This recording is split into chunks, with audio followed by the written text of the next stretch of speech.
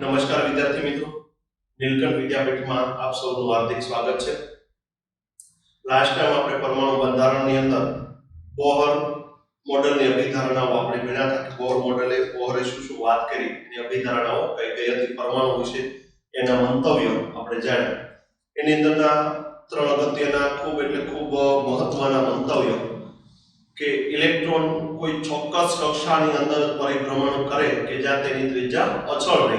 આવી કક્ષાઓને આપણે માન્ય કક્ષાઓ કીધી. એની ઊર્જા અચળ છે, જ્યાં ઇલેક્ટ્રોન પરિભ્રમણ કરે ત્યાં ઊર્જા ગુમાવતો પણ નથી, ઊર્જા મેળવતો તે નથી. પછી આપણે કોણીય વેગમાન કે જે કક્ષામાં ઇલેક્ટ્રોન એવી માન્ય કક્ષાઓમાં જ પરિભ્રમણ કરશે કે જ્યાં તેનું કોણીય વેગમાન h/2π ના પૂર્ણાંકમાં હોય. કોણીય વેગમાન mv/nh/2π આ સૂત્રની આપણે તારવણી કરી. અને ત્રીજું કે ઇલેક્ટ્રોન નીચી ઊર્જા ધરાવતી કક્ષકમાંથી ઊંચી ઊર્જા ધરાવતી કક્ષકમાં જાય ત્યારે ઊર્જાનું શોષણ કરશે, અને ઊંચી ઊર્જા ધરાવતી કક્ષામાંથી નીચી ઊર્જા ધરાવતી કક્ષામાં આવશે ત્યારે ઇલેક્ટ્રોન ઊર્જાનું ઉત્સર્જન કરશે. હવે જે કંઈ બોહર સિદ્ધાંત આપણે ભણ્યા એને આધારે આપણે ખૂબ અગત્યના સૂત્રોની તારવણી કરવાની છે. ફોર્મ્યુલે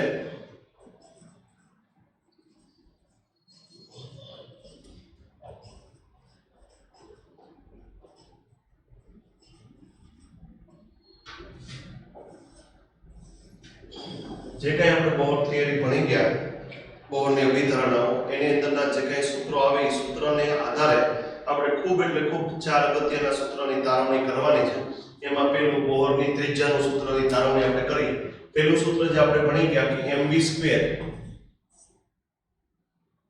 આપણે કેન્દ્રીય બળ આપણે ભણી ગયા, કેન્દ્રીય બળ કેન્દ્રગામી બળ mv²/r = k ze²/r².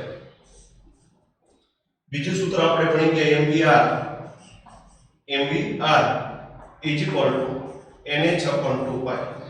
nh/2π. મારે પહેલા ત્રિજ્યા r થી બે વીજભારો વચ્ચેનું અંતર અથવા તો પરમાણુ છે ગોળાકાર છે એટલે આપણે ત્રિજ્યાના સ્વરૂપમાં લઈશું. ત્રિજ્યા હું જો આમાંથી v ને કરતા બનાવું, સૂત્રમાં v ને કરતા બનાવું તો આની પરથી v હું લખી શકાય છે તો કે v nh/2π. અહીં mr ગુણાકારમાં છે, બરાબર ઉપર જાય તો ભાગાકારમાં. mr સમીકરણ નંબર 3. બીજા સૂત્રમાં મેં v ને સૂત્રનો કરતા બનાવ્યો, v સાથે m અને r છે ગુણાકારમાં છે, બરાબર ઉપર જાય તો ભાગાકારમાં. અહીંયા v છે વેગ છે, mu નહીં સમજતા, mu એટલે આવૃત્તિ થાય છે, v એટલે શું થાય છે વેગ. આ v ની કિંમત સમીકરણ 1 માં મૂકવામાં આવે, v ની કિંમત સમીકરણ 1 માં, તો તમે જો સમીકરણ 1 તથા 3 પરથી સમીકરણ 1 તથા 3 પરથી સમીકરણ 1 ને કેવી રીતે રજૂ કરવું, એ બંને બાજુથી એકાર કેન્સલ. અહીં r છે ને અહીં r નો વર્ગ, બે બાજુથી એકાર કેન્સલ. હું વચ્ચે તો કે mv² તો v ની કિંમત મૂકું તો v ની કિંમત nh/2πmr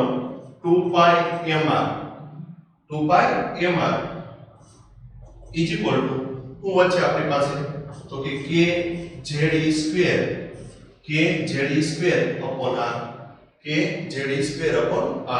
અહીંયા મેં ખાલી v² ની કિંમત મૂકી. v² ની કિંમત શું છે તો કે nh/2πmr એનો શું આવશે વર્ગ m * v² = k ze²/r. એકાર cancel.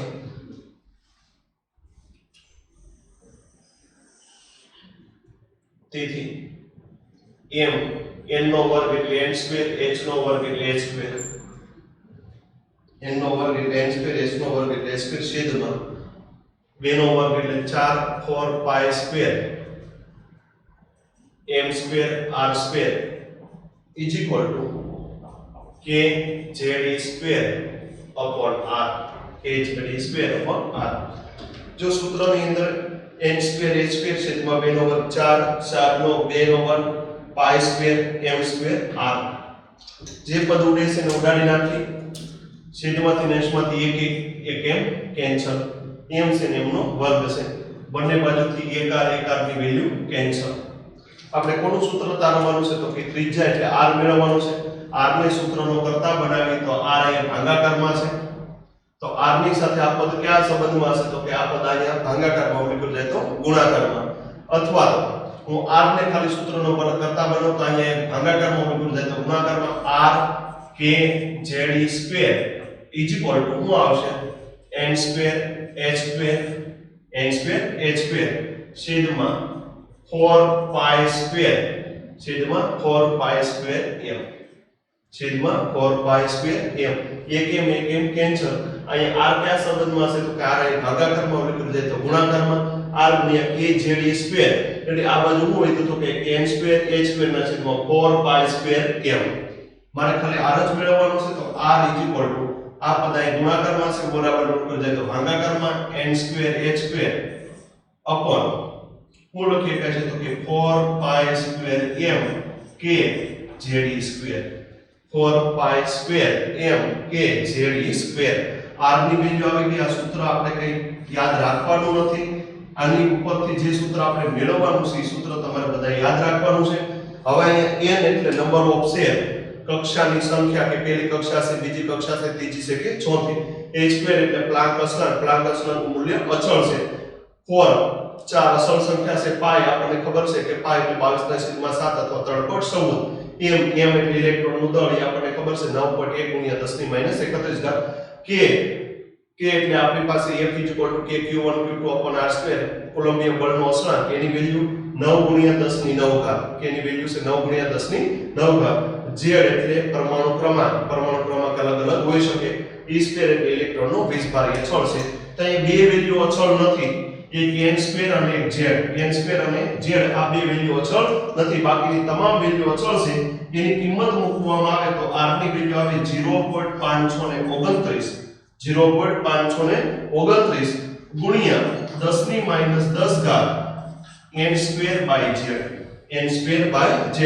n² અને z ની કિંમત બદલાશે બાકીની તમામ પદોની કિંમત અચળ છે એ કિંમતનો ગુણાકાર ભાગાકાર કરશો એટલે એની વેલ્યુ આવશે 0.529 ગુણ્યા 10⁻10 ઘાત n²/z તેથી r = આપણે લખીએ કે 0.529 ગુણ્યા n²/z 10⁻10 ઘાત એટલે એંગસ્ટ્રોમ એકમમાં લખીએ કાય તો 10⁻10 ઘાતની જગ્યાએ હું એકમ લખો એંગસ્ટ્રોમ r ની કિંમત આપણે આજથી આ યાદ રાખવાની છે 0.529 ગુણ્યા n²/z એંગસ્ટ્રોમ આ n મી કક્ષામાં પરિભ્રમણ કરતા ઇલેક્ટ્રોનની ત્રિજ્યા છે n મી કક્ષામાં પરિભ્રમણ કરતા ઇલેક્ટ્રોનની ત્રિજ્યા પહેલી કક્ષામાં ઇલેક્ટ્રોન પરિભ્રમણ કરતો હોય તો n બરાબર 1 મૂકવાનું બીજી કક્ષામાં ઇલેક્ટ્રોન પરિભ્રમણ કરતો હોય તો n બરાબર 2 ત્રીજી કક્ષામાં ઇલેક્ટ્રોન પરિભ્રમણ કરતો હોય તો n બરાબર 3 હવે આની અંદરથી આપણને ધારો કે હાઇડ્રોજન પરમાણુ માટે લખીએ આપણે કે ફોર હાઇડ્રોજન એકમ હાઇડ્રોજન પરમાણુ માટે આપણે વાત કરી કે હાઇડ્રોજનની પહેલી કક્ષામાં રહેલા ઇલેક્ટ્રોનની ત્રિજ્યા આપણે મેળવીએ હાઇડ્રોજન પરમાણુની પહેલી કક્ષામાં રહેલા ઇલેક્ટ્રોનની ત્રિજ્યા મેળવીએ તો n બરાબર 1 પહેલી કક્ષા એટલે n બરાબર 1 અને હાઇડ્રોજન માટે z ની વેલ્યુ કેટલી છે તો કે 1 હાઇડ્રોજન માટે z ની વેલ્યુ કેટલી છે હાઇડ્રોજન z એટલે પરમાણુ ક્રમાંક હાઇડ્રોજનનો પરમાણુ ક્રમાંક કેટલો છે 1 આની અંદર આપણે મૂકીએ તો r = 0.529 n²/z angstrom n²/z angstrom 0.529 n ની વેલ્યુ કેટલી છે તો કે 1 નો વર્ગ z ની વેલ્યુ કેટલી છે 1 એંગસ્ટ્રોમ 1 નો વર્ગ 1 ભાગ્યા 1 એટલે 1 ગુણ્યા 0.529 એટલે 0.529 આ પ્રથમ કક્ષામાં હાઇડ્રોજન પરમાણુની પહેલી કક્ષામાં પરિભ્રમણ કરતા ઇલેક્ટ્રોનની ત્રિજ્યા 0.529 એંગસ્ટ્રોમ અને બોહર ત્રિજ્યા કહેવાય આ ત્રિજ્યા કેવી ત્રિજ્યા કહેવાય બોહર ત્રિજ્યા એટલે તમને પૂછે કે બોહર ત્રિજ્યા એટલે હાઇડ્રોજન પરમાણુની પહેલી કક્ષામાં રહેલા ઇલેક્ટ્રોનની ત્રિજ્યા આ ત્રિજ્યાને કેવી ત્રિજ્યા કહેવાય બોહર ત્રિજ્યા એની વેલ્યુ કેટલી છે તો કે 0.529 એંગસ્ટ્રોમ આ કિંમત તમારે આ સૂત્ર યાદ રાખવાનું છે કે n મી કક્ષામાં પરિભ્રમણ કરતા ઇલેક્ટ્રોનની કક્ષાનું સૂત્ર ઇલેક્ટ્રોનની ત્રિજ્યાનું સૂત્ર 0.529 ગુણ્યા n²/z એંગસ્ટ્રોમ તમને એવું પૂછે અહીંયા હાઇડ્રોજનની જગ્યાએ હિલિયમ He+ લઈ લે તમને એક વસ્તુ ખાસ યાદ રહેવી જોઈએ કે બોહર મોડેલ બોહરની જે કઈ અભિધારણાઓ છે માત્ર ને માત્ર એક ઇલેક્ટ્રોન ધરાવતા પરમાણુ અથવા સ્પીસીઝ માટે જ લાગુ પાડી શકાય બીજા કોઈ માટે લાગુ પાડી શકાતો નથી જેની પાસે એક ઇલેક્ટ્રોન હશે એની અંદર જ આપણે બોહર મોડેલ લાગુ પાડી શકશું બાકી લાગુ પાડી શકતા નથી તો અહીં હાઇડ્રોજનની જગ્યાએ તમને He+2 પૂછે કે ભાઈ He+2 સોરી He+ ની બીજી કક્ષામાં રહેલા ઇલેક્ટ્રોન તો n બરાબર 2 અને z બરાબર 2. બીજી કક્ષાનું પૂછ્યું હોય તો n બરાબર 2 લેવાનું. હિલિયમ પરમાણુ છે તો હિલિયમ માટે શું લેવું તો કે z ની વેલ્યુ કેટલી હોય તો કે z હિલિયમનો પરમાણુ ક્રમાંક કેટલો છે 2, તો z કેટલો આવે 2. આવી કોઈ પણ માટે તમને પૂછે તો આપણને ખ્યાલ આવવો જોઈએ. તમને હાઇડ્રોજન માટે પૂછે કે હિલિયમ He+1 માટે પૂછે કે લિથિયમ +2 માટે પૂછે કે બેરિલિયમ +3 માટે પૂછે કે કારણ કે બોહર મોડેલ છે માત્ર ને માત્ર એક ઇલેક્ટ્રોન ધરાવતા સ્પીસીસ માટે લાગુ પાડી શકાય, બે ઇલેક્ટ્રોન હશે તો લાગુ પાડી શકાશે નહીં. તો nમી કક્ષામાં પરિભ્રમણ કરતા ઇલેક્ટ્રોનની ત્રિજ્યા આપણે મેળવવી હોય તો Rn 0.529 n²/z એંગસ્ટ્રોમ. આ સૂત્ર આપણે ખૂબ અગત્યનું છે. આ સૂત્રને આધારે દાખલા રીતે પૂછે છે અને આધારે ગ્રાફ પૂછે. આપણે હમણાં સૂત્ર અધ્યયનની આધારે જે કઈ સૂત્ર તારવણી કરવી છે સૂત્ર અને એના ગ્રાફ દોરી અને પછી એક્ઝામ્પલો દ્વારા સૂત્ર કઈ રીતે વાપરવું તે આપણે શીખીશું. nમી કક્ષામાં પરિભ્રમણ કરતા ઇલેક્ટ્રોનની ત્રિજ્યા Rn 0.529 ગુણ્યા n²/z એંગસ્ટ્રોમ. હવે આપણને ખ્યાલ છે કે 0.529 છે તો અસલ સંખ્યા છે. આપણે લખીએ કે Rn ચલે છે n²/z. હું લખીએ કે Rn ચલે છે n²/z. n એટલે નંબર ઓફ શેલ, n એટલે નંબર ઓફ શેલ. આપણે આમ લખીએ કે Rn ચલે છે n²/z કારણ કે 0.529 આ તો અસલ સંખ્યા છે. Rn ચલે છે n²/z. જેમ n ની વેલ્યુ વધે, જેમ n ની કિંમત વધે તેમ પરમાણુની ત્રિજ્યામાં વધારો થાય.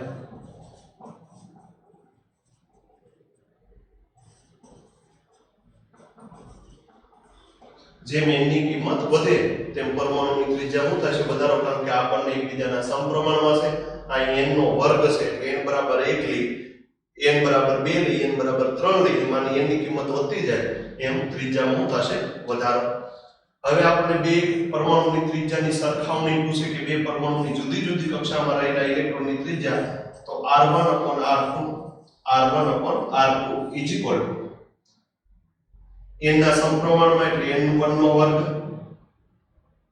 છેદમાં n2 નો વર્ગ. z ના વ્યસ્ત પ્રમાણમાં એટલે R1 માટે શું આવશે તો કે z2 ના છેદમાં z1, z2 ના છેદમાં z1. અહીં આપણને ખ્યાલ આવી જવો જોઈએ કે R1/R2 આપણે ગુણોત્તર લેવો હોય તો આનો ગુણોત્તર છેદનો છેદ ક્યાં આવશે તો કે અંશમાં કોનો છેદનો છેદ. ફરીથી આપણે આ સૂત્ર કઈ રીતે લખવું એ તમને ખાલી દેખાડું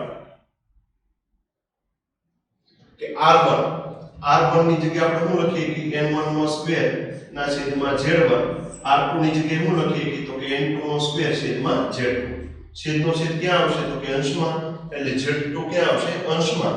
તો n1 નો વર્ગ into z2 છેદમાં અંશનો છેદ ક્યાં આવશે તો કે છેદમાં n2 નો સ્ક્વેર z1 કોની બરાબર આવે તો કે r1 ના છેદમાં r2. r1 ના છેદમાં r2. r1/r2 n1 નો સ્ક્વેર z2 છેદમાં n2 નો સ્ક્વેર z1. આ બે જુદા જુદા પરમાણુની જુદી જુદી કક્ષામાં રહેલા ઇલેક્ટ્રોનની ત્રિજ્યાની સરખામણી કરવી તો આપણે આ સૂત્રનો ઉપયોગ કરીએ છીએ. અથવા તો એક જ પરમાણુની જુદી જુદી કક્ષામાં રહેલા ઇલેક્ટ્રોનની ત્રિજ્યાની સરખામણી કરવી હોય, ગુણોત્તર મેળવવો હોય તો આ સૂત્રથી આપણે મેળવીએ છીએ. હવે ખૂબ અગત્યનો ટોપિક કે ગ્રાફ કઈ રીતે, આના ગ્રાફ આલેખ કઈ રીતે આપણે દોરવા, આલેખ કઈ રીતે દોરી શકાય. અહીંયા તમે જો Rn n²/z ના સમપ્રમાણમાં છે કે Rn ચલે છે n²/z. તો n ના સમપ્રમાણમાં અને z ના વ્યસ્ત પ્રમાણમાં. તો મારે Rn વિરુદ્ધમાં n નો આલેખ દોરવો હોય, Rn વિરુદ્ધ n નો આલેખ મારે દોરવો હોય તો આલેખ મને કયો મળશે?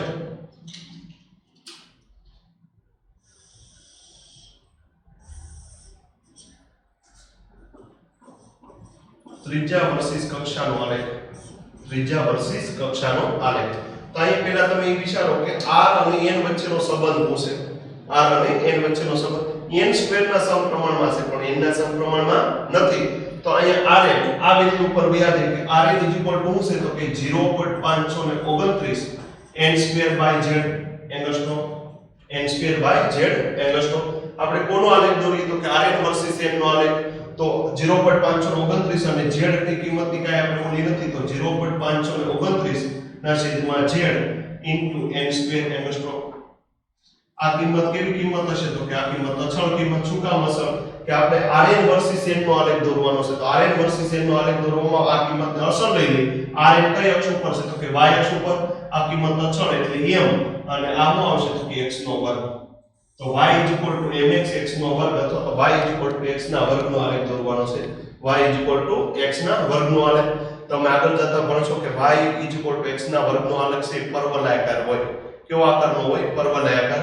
પણ કઈ રીતે દોરો તમે જુદી જુદી કિંમત મૂકતા જાવ. n બરાબર 1 મૂકશો તો rn બરાબર કેટલા આવશે? 2. n બરાબર n બરાબર તમે 1 મૂકો તો rn બરાબર 1 આવશે. n બરાબર તમે 2 મૂકો તો rn બરાબર 4 આવશે. n બરાબર 3 મૂકો તો rn બરાબર કેટલા આવશે? 9. કારણ કે આ કિંમતની આપણે કોઈ લેવા નથી પણ rn શું આવશે? n square. તો n નો વર્ગ છે. તમે એની કિંમત ઋણ તો લેવાની નથી પણ તમે ઋણ લો તો એ કેવો આવશે? ધન. તો આલેખ છે પરવલયાકાર મળશે. એટલે આલેખ આ ટાઈપનો તમે વેલ્યુ મૂકીને મૂકશો એટલે તમને ખ્યાલ આવશે કે આ ટાઈપનો આલેખ મળશે. n ની કિંમતના વધારા સાથે r ની કિંમત શું થશે? વધારો. આ આકારને પરવલયાકાર કહેવાય. કેવો આકાર કહેવાય? પરવલયાકાર. એટલે પરવલય ટાઈપનો આપણને આકાર મળશે. એટલે અહીંયા તમારે ખાલી મેં આલેખ જે રીતે દોરી સમજવાનું છે કે rn 0.529 n square by z. આપણે rn વર્સિસ n નો આલેખ દોરવાનો છે. n નો સ્ક્વેર નથી લેતો. rn વર્સિસ n નો આ કિંમત તો અચળ કિંમત છે. તો y x ના વર્ગનો આલેખ દોરવાનો છે. y x ના વર્ગનો આલેખ તો પરવલયાકાર મળશે. હવે તમને એમ થાય કે સાહેબ આપણે rn વર્સિસ n સ્ક્વેર નો આલેખ દોરવો હોય તો rn વર્સિસ n સ્ક્વેર નો આલેખ દોરવો હોય તો rn વર્સિસ n સ્ક્વેર નો આલેખ દોરવામાં આવે તો rn અને n સ્ક્વેર એકબીજાના સમપ્રમાણમાં છે. rn અને x બોલો rn અને n નો વર્ગ એકબીજાના કેવા પ્રમાણમાં છે? સમપ્રમાણમાં. આપણી પાસે rn નું સૂત્ર શું છે તો કે rn 0.529 n square by z. 0.529 upon z into n square. આલેખની અંદર જેની વર્સિસ આપણે આલેખ દોરવાનો હોય આ કિંમત હું લખતો નથી. આ કિંમત અચળ કિંમત છે એટલે m. rn શું આવશે? y. આપણે n સ્ક્વેર નો આલેખ દોરી એટલે ખાલી શું લઈશું? x. y mx. y mx એટલે આપણને એક રેખા મળશે. શું મળશે? રેખા. જ્યારે સમપ્રમાણતાનો સંબંધ હોય ત્યારે આલેખ દોરવાનો થાય એટલે આપણને રેખા મળે. આ સમપ્રમાણતાનો સંબંધ છે. કોના વર્સિસ આલેખ છે તો કે rn વર્સિસ n ના વર્ગનો આલેખ. rn વર્સિસ n સ્ક્વેર નો આલેખ. તો rn વર્સિસ n સ્ક્વેર નો આલેખ દોરવાનો હોય તો એકના વધારા સાથે બીજામાં વધારો થાય. આલેખ આપણને સીધી રેખા મળશે. આલેખ શું મળશે? સીધી રેખા. n ના વધારા સાથે n સ્ક્વેર અને rn એકબીજાના સમપ્રમાણમાં છે. એકના વધારા સાથે બીજા શું થશે? વધારો એટલે આપણને સીધી રેખા મળશે. તો આપણે બે આલેખ દોરવા છે. બે આલેખ દોરવાના છે. એક rn વર્સિસ n નો આલેખ અને rn વર્સિસ n સ્ક્વેર નો આલેખ. rn વર્સિસ n અને rn વર્સિસ n સ્ક્વેર નો આલેખ. તો આપણને ખ્યાલ આવવો જો કે n અને n સ્ક્વેર માં અહીંયા n ની કિંમત હું 1 લઉં તો r ની કિંમત 1 આવશે પણ n ની કિંમત હું 2 લઉં. n ની કિંમત કેટલી લઉં? 2. તો rn ની કિંમત 4 આવશે. અહીંયા rn વર્સિસ n નો વર્ગ જ લેવાનો છે.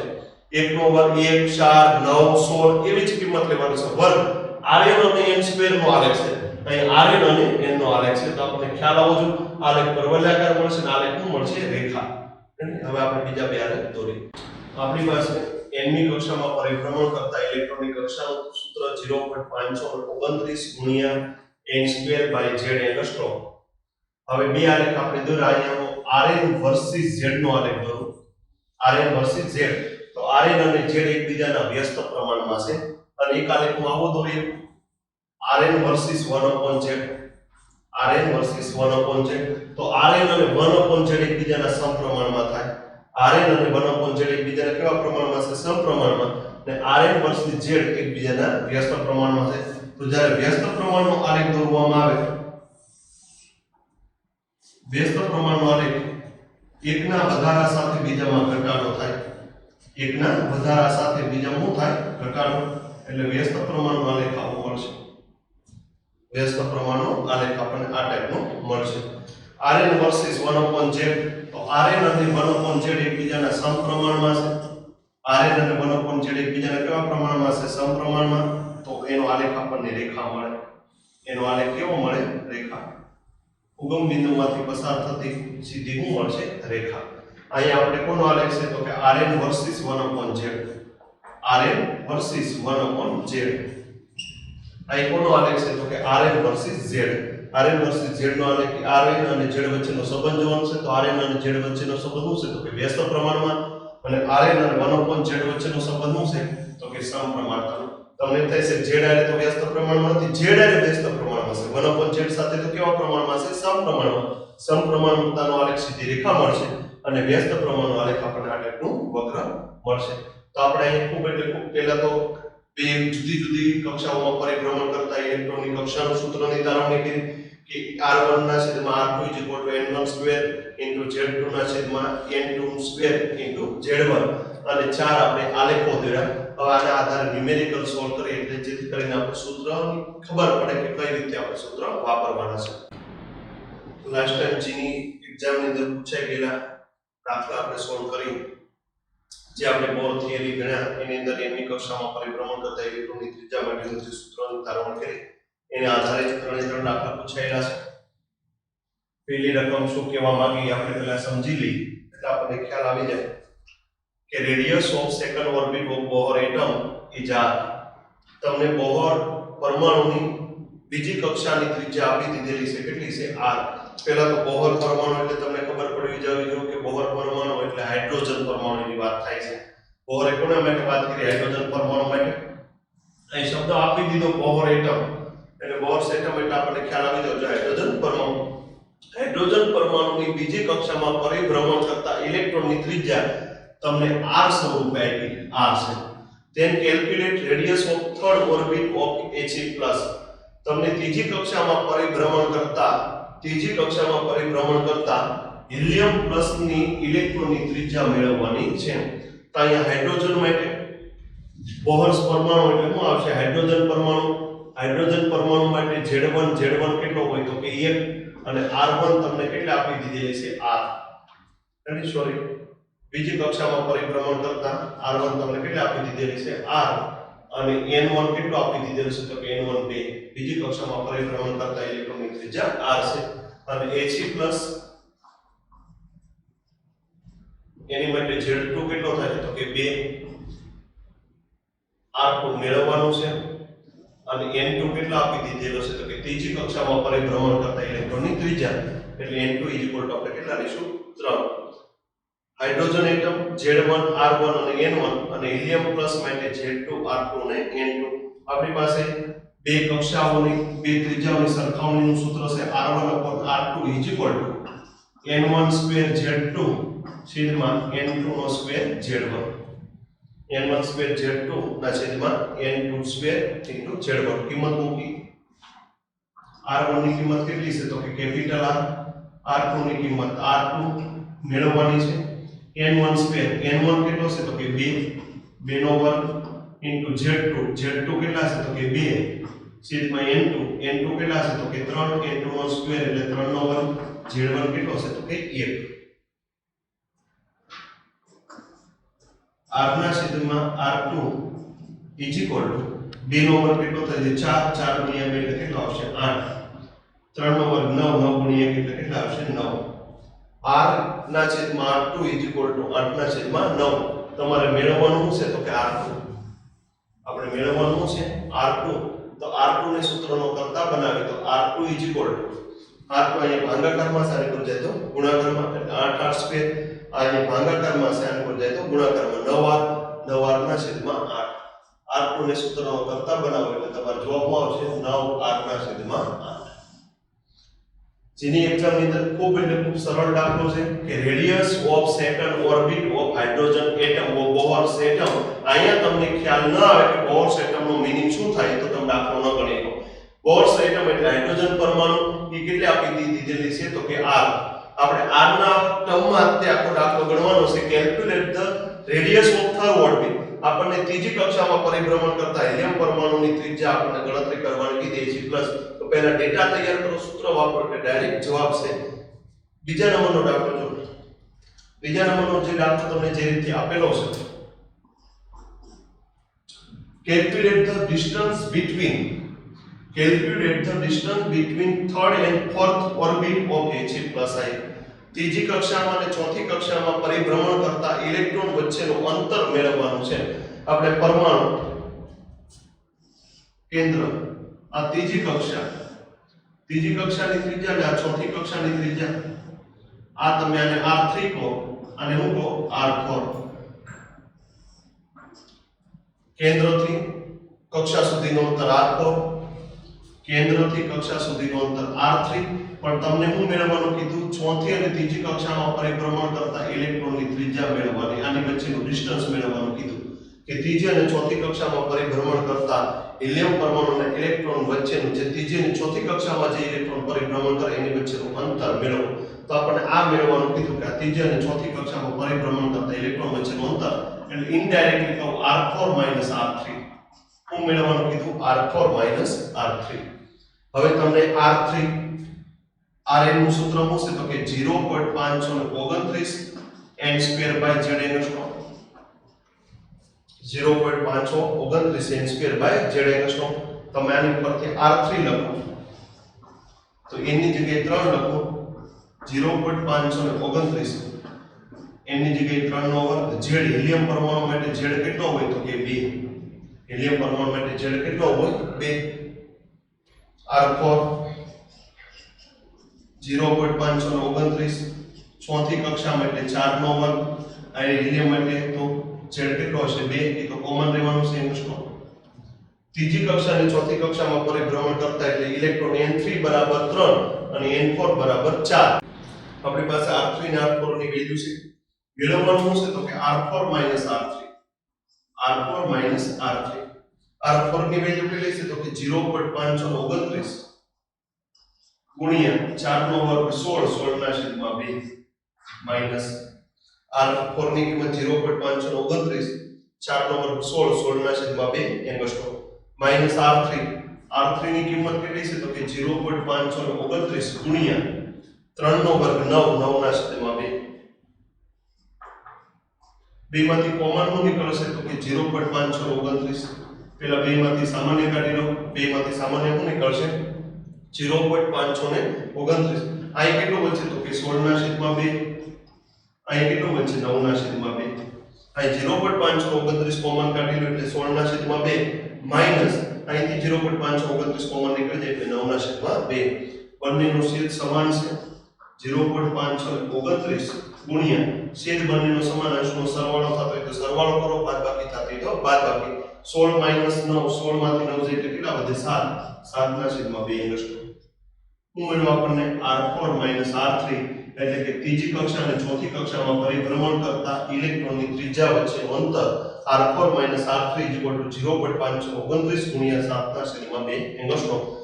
7 ના છેદમાં 2 એટલે 3.5 બંનેનો ગુણાકાર કરી નાખ્યો એટલે તમને R4 R3 મળી જશે. તો અહીંયા આપણને કેવી રીતના દાખલા પૂછીએ આપણે સમજવાનું છે. ગણતરી ખૂબ એટલે ખૂબ સરળ હોય. તમે એક મિસ્ટેક ક્યાં કરશો તમારી ગણતરી સારી નહીં હોય તો પહેલા 3 નો વર્ગ કરીને આ ગુણાકાર કરશો અને 4 નો વર્ગ કરીને આ ગુણાકાર કરશો. એ ગુણાકાર કરીને પછી બાદબાકી કરશો તો તમને બહુ લોંગ ગણતરી થઈ જાય. આપણે શોર્ટમાં બતાવ્યા આપણને ખબર પડે કે બંનેની અંદર કોમન શું છે તો કે 0.529. એ તો બાદબાકીમાં સામાન્ય નીકળી જશે. અહીંયા તમે કે થાય છે કે 16 ના છેદમાં 2 એટલે 8 ન વધે. તમે ભાગાકાર કરો તો હવે પાછો છેદ સરખો કરવાનો થાય. એની માટે ગણતરી તમારે સારી બનાવવી પડશે કે જેથી તમારા કરીને ન્યુમેરિકલ ગમે પૂછે તો તમને સરળતાથી આવડે. આપણે ત્રીજા નંબરના દાખલા ઉપર જાય.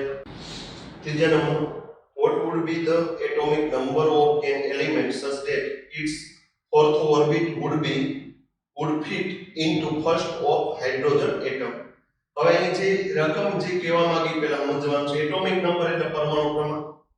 એવા પરમાણુ એવા તત્વોનો પરમાણુ ક્રમાંક મેળવવાનો છે કે જેની ફોર્થ ઓર્બિટ ચોથી કક્ષા, ઓર્બિટ એટલે કક્ષા, ચોથી કક્ષા એ હાઇડ્રોજન પરમાણુની પહેલી કક્ષામાં ફિટ થતી હોય. ઓલાની ચોથી કક્ષા એ હાઇડ્રોજન પરમાણુની પહેલી કક્ષામાં ફિટ થતી હોય. એનો મીનિંગ શું થાય ફિટ થવું કે હાઇડ્રોજન પરમાણુની પહેલી કક્ષાની ત્રિજ્યા, હાઇડ્રોજન પરમાણુની પહેલી કક્ષાની ત્રિજ્યા અને જે આપણે મેળવવાનું છે એની ચોથી કક્ષાની ત્રિજ્યા બંને સમાન છે. હાઇડ્રોજન પરમાણુની પ્રથમ કક્ષાની ત્રિજ્યા કારણ કે fit into first orbit of hydrogen atom, અહીં ફર્સ્ટ ઓર્બિટ આવશે. જે તત્વનો પરમાણુ ક્રમાંક મેળવવાની છે એની ચોથી કક્ષાની ત્રિજ્યા, કારણ કે ચોથી fourth orbit would fit into first orbit. આ એવું કહેવા માંગે છે કે જે તત્વનો પરમાણુ ક્રમાંક આપણે મેળવવાનો છે એની ચોથી કક્ષા અને ઈ હાઇડ્રોજન પરમાણુની પહેલી કક્ષામાં ફિટ થાય છે, એટલે કે બંનેની ત્રિજ્યા સમાન છે. એટલે R1 R4. સોરી, અહીંયા ચોથી કક્ષાની ત્રિજ્યા અને આ હાઇડ્રોજન પરમાણુ માટે પહેલી કક્ષાની ત્રિજ્યા અને ઓલાની ચોથી કક્ષાની ત્રિજ્યા બંને કેવા છે? સમાન છે. તેથી આપણી પાસે સૂત્રની સરખામણી પહેલા જે મેળવવાનું છે, જે એલિમેન્ટ આપણી માટે અજ્ઞાત છે એને એ કહી દઈએ એટમ અને હાઇડ્રોજન એટમ.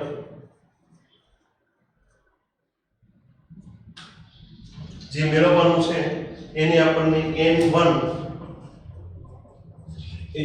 કેટલા આપી દીધેલા છે? તો કે 4. n1 કેટલા આપી દીધેલા છે? 4. કારણ કે ચોથી કક્ષા એટલે n1 બરાબર 4. એનો પરમાણુ ક્રમાંક મેળવવાનો છે અને R1 હાઇડ્રોજન પરમાણુ જે કઈ ત્રિજ્યા છે બંનેની ત્રિજ્યા કેવી છે? સમાન. હાઇડ્રોજન પરમાણુની પહેલી કક્ષા છે એટલે n1 1, n1 1, Z1 1 અને હાઇડ્રોજન પરમાણુની પહેલી કક્ષાની ત્રિજ્યા કેટલી થશે? 0.529 એંગસ્ટ્રોમ. સોરી, અહીંયા આપણે n2 કહીશું. હાઇડ્રોજન પરમાણુની પહેલી કક્ષાની ત્રિજ્યા કેટલી થાય? 0.529 એંગસ્ટ્રોમ. આપણે હમણાં જ ભણી ગયા હાઇડ્રોજન પરમાણુ માટે પહેલી કક્ષાની ત્રિજ્યા 0.529 એંગસ્ટ્રોમ. પણ આની યાર આપણે કોઈ લેવા દેવા નથી, કારણ કે R1 R2 કારણ કે બંનેની ત્રિજ્યા સમાન હશે. R1 R1 0.529 n1 નો વર્ગ એટલે કેટલો આવશે? તો કે 4 નો વર્ગ છેદમાં Z1 તો આપણે મેળવવાનો છે R2 નું આવશે 0.529 ગુણ્યા n સ્ક્વેર કેટલો આવશે? તો કે 1 નો વર્ગ છેદમાં Z2 કેટલો આવશે? 1. બંને બાજુથી 0.529 કેન્સલ. 1 નો વર્ગ 1 ભાગ્યા 1 એટલે કેટલા આવશે? 1. શું આવ્યું? તો કે 4 નો વર્ગ છેદમાં Z1 1. Z1 ને સૂત્રનો કરતા બનાવી તો Z1 4 નો વર્ગ કેટલો આવશે? 16. પરમાણુ ક્રમાંક કેટલામાં આવશે? 16.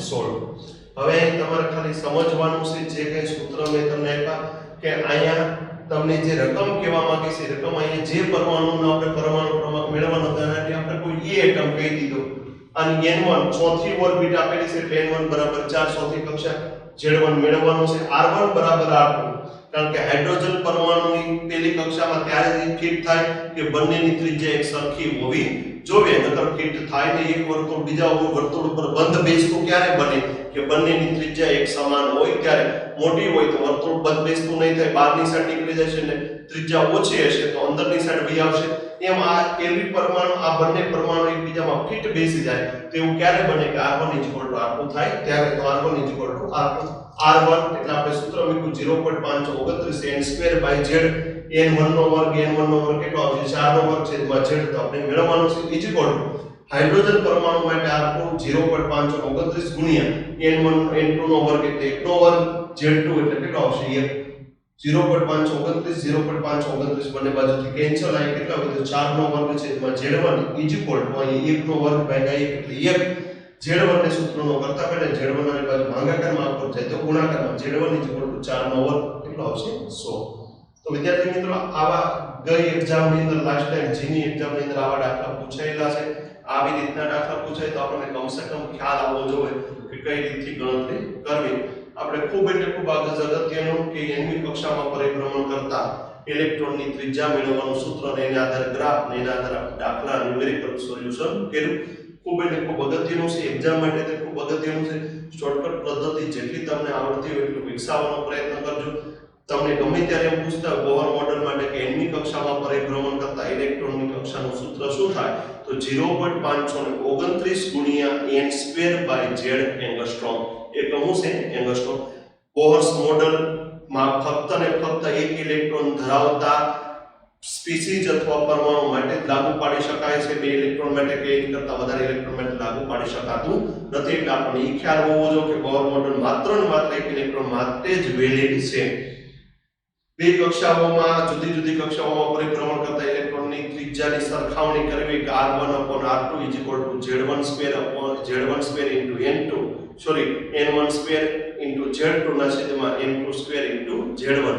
તો આ સૂત્ર તે મહત્વનું આપણે તેનું rn 0.529 n²/z એંગસ્ટ્રોમ ના આધારે આપણે ચાર આલેખ જુદા જુદા દોર્યા. એ આલેખ તે ખૂબ અગત્યના છે. એને આધારે થિયરિકલ ક્વેશ્ચન આપણને પૂછી શકે. તો વિડિયો લેક્ચર વ્યવસ્થિત રીતે જોવાનો આગ્રહ રાખજો. અગાઉના વિડિયો લેક્ચર તમે ન જોયા હોય તો જોઈ અને ક્રમશઃ આગળ વધવું કે જેથી કરીને તમે ટોપિક વ્યવસ્થિત રીતે સમજી શકો. વિડિયો લેક્ચર જોવા બદલ ખૂબ ખૂબ આભાર. ધન્યવાદ.